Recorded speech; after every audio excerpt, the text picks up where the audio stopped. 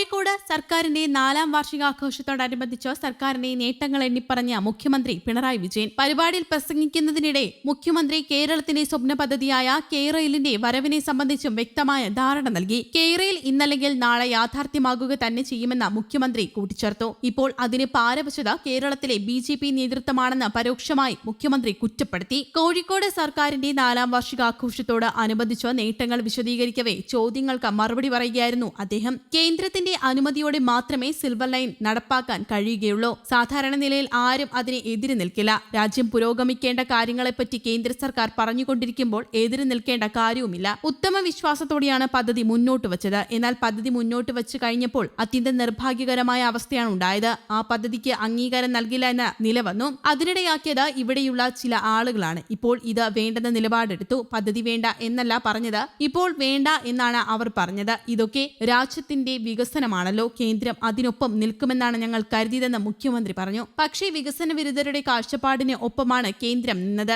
അത് തികച്ചും രാഷ്ട്രീയമാണ്. അവിടെ നിൽക്കട്ടെയെന്ന് ഞങ്ങൾ നിശ്ചയിച്ചു. കുറെ ശ്രമങ്ങൾ നടത്തിയപ്പോൾ ഒന്നും ഫലപ്രദമാകുന്നില്ലെന്ന് കണ്ടപ്പോൾ തൽക്കാലം നിർത്തിവെച്ചു എന്ന് മുഖ്യമന്ത്രി പറഞ്ഞു. കുറച്ചുകാലം കഴിഞ്ഞപ്പോൾ ഈ ശ്രീധരൻ ഇതേ പദ്ധതി അദ്ദേഹത്തിന്റെ കാഴ്ചപ്പാടിൽ അവതരിപ്പിച്ചു. നേരത്തെയുള്ളതിൽ നിന്ന് കുറച്ച് വ്യത്യാസങ്ങൾ ഉണ്ടായിരുന്നെങ്കിലും ആ നിർദ്ദേശത്തോട് ഞങ്ങൾക്ക് വിയോജിപ്പുണ്ടായിരുന്നില്ല. അതുമായി കേന്ദ്രത്തെ സമീപിച്ചു. ഡൽഹിയിലുള്ള പ്രതിനിധി KV തോമസ് വഴിയാണ് ശ്രീധരന്റെ ആശയം റെയിൽവേ മന്ത്രിക്ക് കൈമാറിയത്. അതിനെക്കുറിച്ച് ഒരു പ്രതികരണവും ഉണ്ടായില്ല. എന്നാൽ ഇത് എല്ലാ കാലത്തും ഇങ്ങനെ കിടക്കുമെന്ന് ആരും കരുതേണ്ട. ഇന്നല്ലെങ്കിൽ നാളെ അത് യാഥാർത്ഥ്യമാകുമെന്ന് മുഖ്യമന്ത്രി പറഞ്ഞു. അതേസമയം റെയിൽവേ ഭൂമി ഒഴിവാക്കി സിൽവർ ലൈൻ അലൈൻമെന്റ് മാറ്റത്തിന് തയ്യാറാണെന്ന് കെയ്റെയിൽ അറിയിച്ചിരുന്നു. പാരിസ്ഥിതിക സാങ്കേതിക പ്രശ്നങ്ങൾ ചൂണ്ടിക്കാട്ടിയാൽ അതും പരിഹരിക്കാമെന്നും ദക്ഷിണ റെയിൽവേക്ക് നൽകിയ കത്തിൽ പറയുന്നു. എന്നാൽ ബ്രോഡ് ഗേജ് ആക്കി മാറ്റാനാവില്ലെന്നും സ്റ്റാൻഡേർഡ് ഗേജിൽ പ്രത്യേക അതിവേഗ പാതയായ സിൽവർ ലൈൻ നിലനിർത്തണമെന്നും കെയ്റെയിൽ നിലപാട് ആവർത്തിച്ചിരുന്നു. നിലവിലെ പദ്ധതി രേഖ അനുസരിച്ച് 108 ഹെക്ടർ റെയിൽവേ ഭൂമിയാണ് സിൽവർ ലൈന് വേണ്ടി ഏറ്റെടുക്കേണ്ടി വരിക. അതേസമയം റെയിൽവേ വികസന പദ്ധതികളിൽ സംസ്ഥാനത്തോടുള്ള കേന്ദ്രത്തിന്റെയും പ്രതിപക്ഷത്തിന്റെയും സമീപനങ്ങളിൽ വിമർശനവുമായി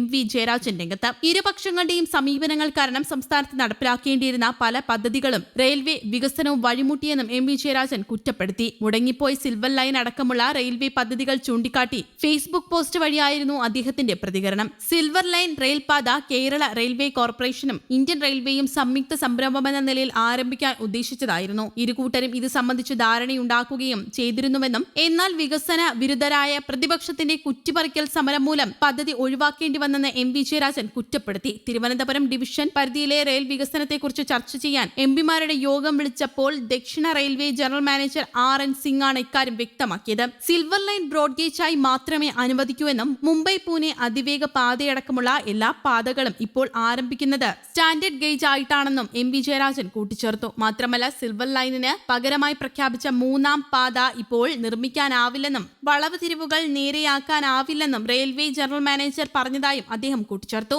ഇതോടെ 3ാം പാതയും കേരളത്തിലില്ലെന്ന് വ്യക്തമായെന്നും പുതിയ തീവണ്ടികൾക്ക് ഓടാനുള്ള പാത കേരളത്തിൽ നിലവിലില്ലാത്തതുകൊണ്ട് പുതിയ തീവണ്ടികളും ലഭിക്കില്ലെന്നും MV ജയരാജൻ കൂട്ടിച്ചേർത്തു.